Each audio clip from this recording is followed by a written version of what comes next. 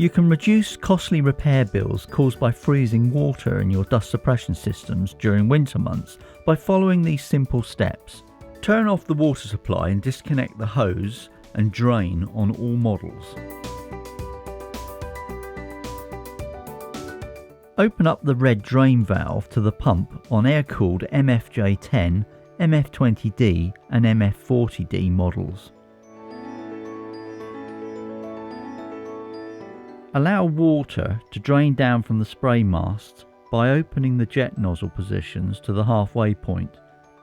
You'll find the halfway point by opening all the way out and then back in again.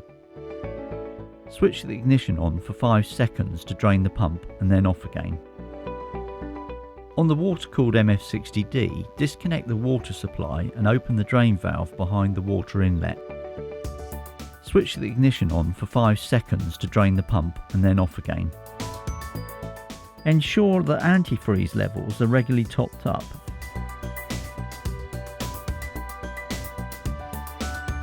For the DustBoss DB30, open the water pump drain valve. Then open to the on position the water intake Dura valve and you're done. On the DustBoss DB60, ensure the water intake valve is open.